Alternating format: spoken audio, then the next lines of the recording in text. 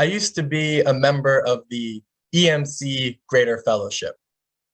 That stood for Easter, Mother's Day, and Christmas, as those were the only days that I stepped foot in a Unitarian church. During my teens, I stopped identifying myself as a Unitarian. I attended UU summer camps and the one-off event, but even my participation in those began to fade. I had no real investment in UUism and did not consider it my community. It was not until the summer of 2020, after roughly 5 years disconnected from Unitarians, that I began to attend church services and reconnect with the faith. After hearing about my involvement in the protests after George Floyd was murdered, the interim minister of First Pittsburgh, Reverend Connie Grant, invited me to speak. I had spoken at UU churches before, but always by invitation of my parents, Reverend Pat Trudeau and Donovan Hayden. I had never been sought out for my own work before. It felt good. I accepted and gave my first version of anti-racism as a spiritual practice. Little did I know that I would go on to give that sermon 22 more times at 22 more congregations across Canada and the United States. Shoot, I had not attended that many Unitarian churches since I was 10. As I spoke, I researched more about UU's commitment to anti-racism and, of course, the eighth principle. It is because of this engagement with social justice, anti-racism, and the valuing of Black people that I was brought back into the faith and proudly call myself a Unitarian Universalist today. I was excited about the eighth principle and for the CUC to adopt it at the special meeting back in November 27th. After 2 difficult hours, the eighth principle passed with 95% of the delegates. However, I did not feel the joy that I had expected. When I connected with other racialized UUs after the meeting, they also expressed feeling wary and weary. The first hindrance to our joy is that we saw how the sausage got made. We put in long hours of work that required deep patience and exposed us to challenging situations at every turn. Secondly, we know there is a lot of work to be done. After the vote passed, we seem to all be in agreement. Today we celebrate, tomorrow we work. However, this time the work does not need to fall solely on racialized people. Now that the CUC and member congregations have adopted the eighth principle, it calls all Unitarians to individual and communal action that accountably dismantles racism and systemic barriers to full inclusion in ourselves and our institutions. It is time to put the eighth principle into action by shifting our priority from diversity to anti-racism, cultivating external relationships, and reckoning with the internal racism exposed in these last years.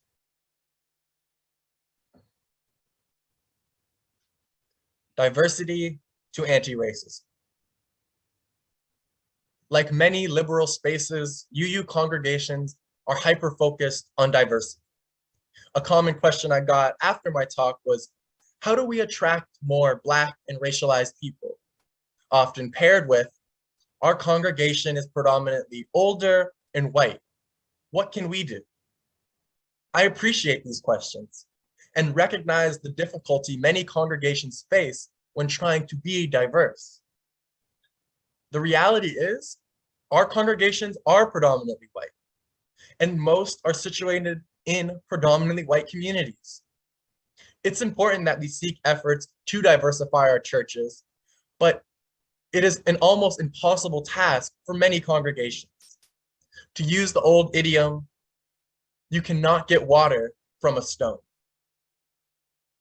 Even when diversity initiatives are done successfully, they do not equate to anti-racist work.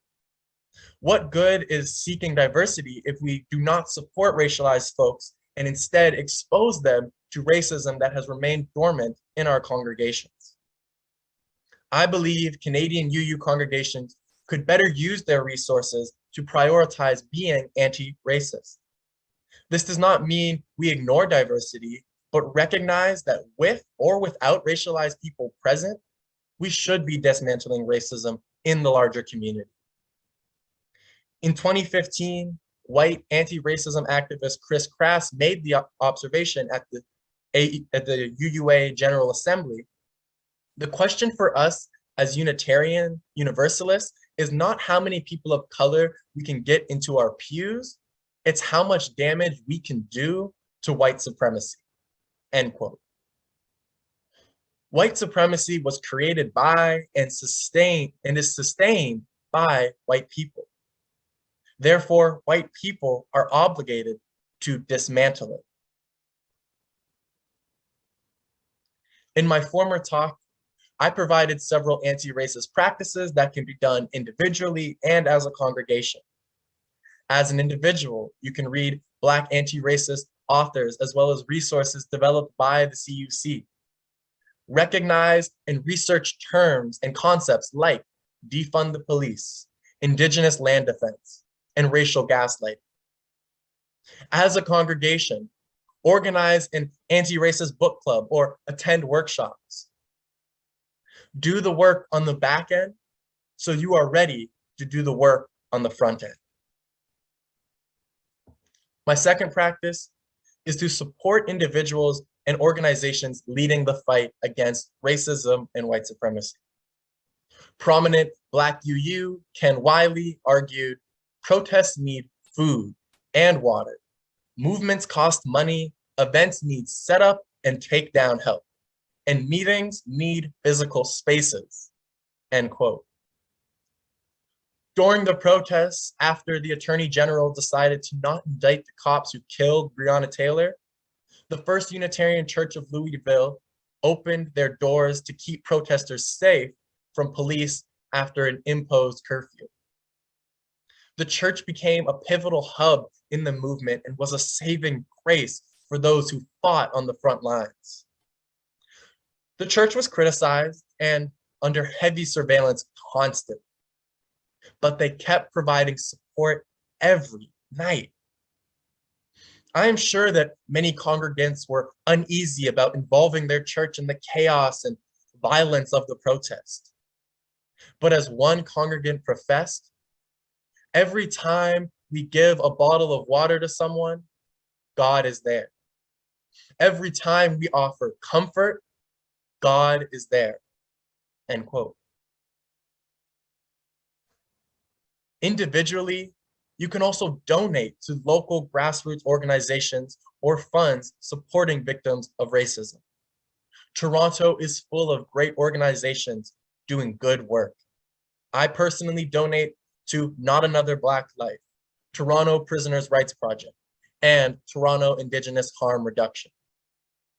Even more local to your new location are Rebuild Egg West and Black Urbanism TO, all based in the Little Jamaica and Oakwood and Eglinton area. One note about these groups, they may not come with nonprofit status or sleek donation pages. Nonetheless, it is still worthwhile for you to donate to them as an individual. These are groups doing real work on the ground that will create structural change and liberate everyone.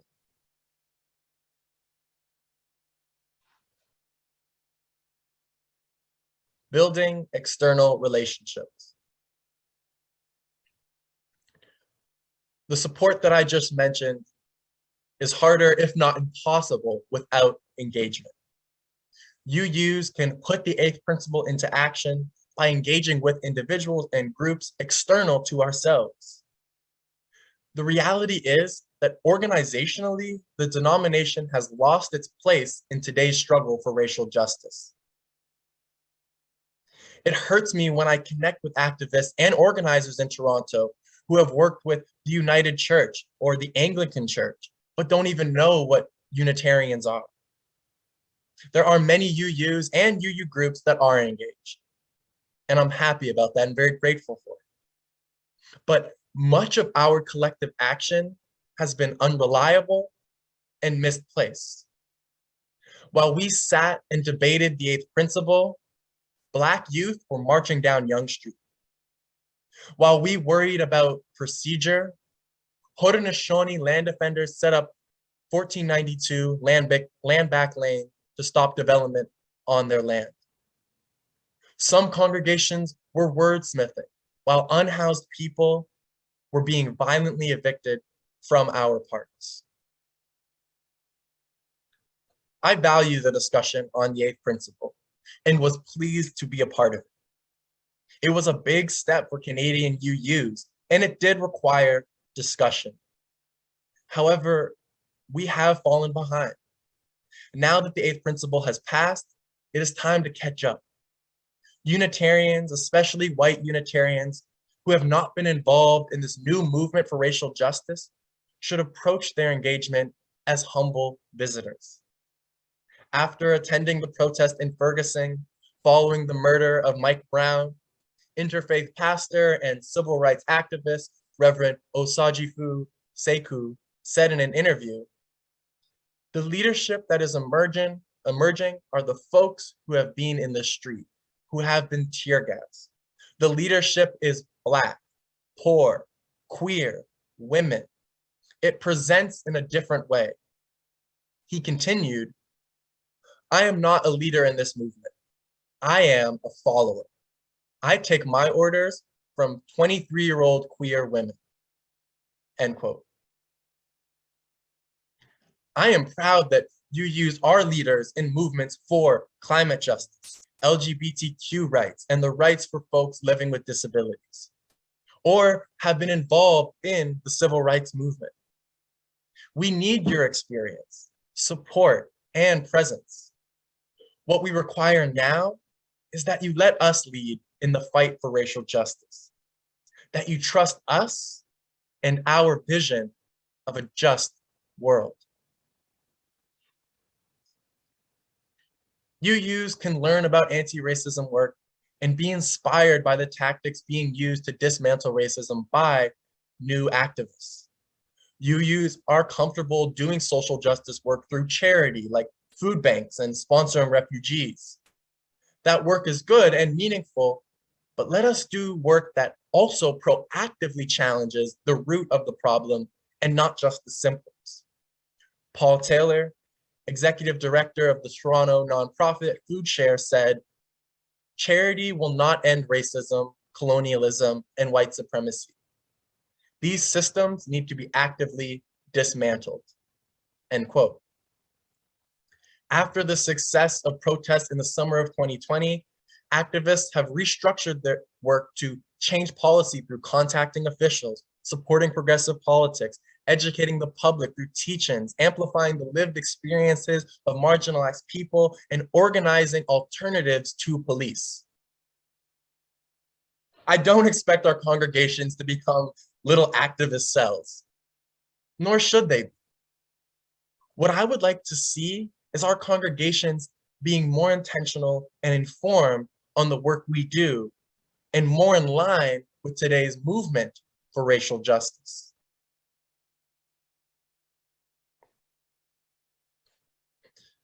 Reconciling with internal racism. In order to move forward in this struggle, we must reconcile our past. As I give talks to many congregations about anti-racism, there seems to be a sentiment that UUs have been simply not doing the work and now need to get re-involved. For the most part, I agree with that. Many UUs have good intentions and progressive ideals. I am affirmed by the white allies doing the work to educate themselves, urging others to take actions and supporting the movement. Folks are at different stages, and that is fine, as long as we are working together for a common goal. However, through my talks, I was also exposed to small pockets of Unitarians whose racist ideals and actions still take up space in our congregations. How can we as a faith move forward in dismantling racism without directly addressing racist systems and actions within our church? We must interrogate these elements of our denomination and reconcile with them to move forward. One does not need to go deep into the archives of UU history to find moments of racism and white supremacy. You need only to ask the racialized people or reflect on the recent eighth principle process. The eighth principle started many insightful conversations, inspired people to act, and changed minds. There are still those who remain opposed for numerous reasons. The disruptive tactics during the special meeting in November and the online response after the principle was passed made clear there is still a loud minority that covers their racism with nice words, diversions, and concerns about timing. Throughout the eighth principle process, many harmful sentiments were shared by congregants. In the Dismantling Racism Study Group survey, scary remarks were given, such as, while working with new cultures coming to our area, do not forget that we were here first, and our lives matter as well. We have welcomed others and helped them with a handout as well as a hand up, but at the displacement of our core traditions. End quote. I personally have had people tell me the eighth principle is unnecessary and even ridiculous. My hope is that those individuals have grown and educated themselves. Through the many resources provided and forums hosted by the CUC. But I also suspect many have not and will not budge. It is important in any major decision to have differing opinions. But what is scary to me is how defiant the detractors are. Their opinions may seem civil and harmless, and I can understand why many Unitarians would believe that. Although there certainly is no consensus amongst racialized Unitarians, one thing we can agree on is that their rhetoric and tactics are harmful. For example, after the CUC announced the passing of the eighth principle, an email was sent warning the CUC leaders of moving in a critical race theory direction. This is a racist dog whistle that plays into conservative fears and the need to keep history white friendly. It may be just a debate for y'all, but for us, it's a fight to have our existence respected. I need to make this clear. The eighth principle was not some half-baked idea adopted by the CUC from the UUA. After recognizing our congregations had the same issues as south of the border, racialized Canadian UUs organized to directly ask for the eighth principle to be adopted. I watched as racialized UUs gave passionate and eloquent testimonies on the eighth principle based in data and lived experience, only to be ignored or discredited. I hate to break it to the individuals that stand opposed to us, even the ones who did reluctantly vote for the eighth principle. It is not about you. It is about the people whose ancestors forced labor and removal allowed for our faith to grow. It is about the people abandoned by the UUA in the 1970s. It is about the Black, Indigenous, and racialized people who have tolerated relentless racism and resisted leaving after every time someone made them feel unwelcome and tokenized. We have been patient. We have been understanding, but we cannot tolerate more feet dragging and harm. I am aware that some may have concerns about directly addressing the racism in our congregations. It stokes fears of cancel culture or divisiveness. Okay. Truthfully, it is hard to share a faith with numerous UUs who have harassed my father through emails. It is hard for me to turn the other cheek as my experiences are disregarded. It is hard for me to, excuse me, sorry.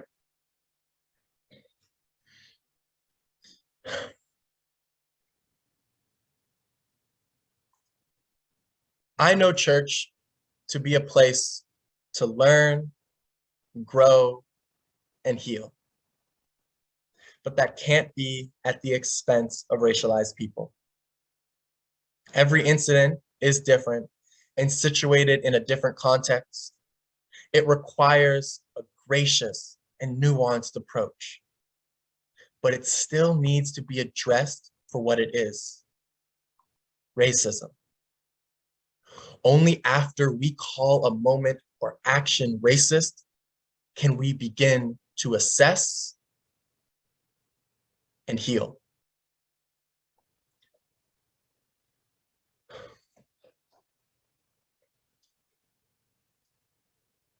It is an exciting time to be a Black Unitarian. 2 years ago, I could never have imagined I would feel that way. It is an exciting time to be a Canadian UU, period. We have just begun the journey to dismantle racism and white supremacy, to make our congregations truly safe and inclusive places, to meet new and inspiring people that can lead us. The fight for the eighth principle has been tough, but it has also been exhilarating. Watching people's minds change and connecting with committed UUs has been spiritually awakening. There are some that don't know which way the wind is blowing and will fight to undermine the great work. But as my precursors proclaimed, I ain't gonna let nobody turn me round. I'm gonna keep on walking and keep on talking. Let us together keep walking, talking, and living the eighth principle. Thank you.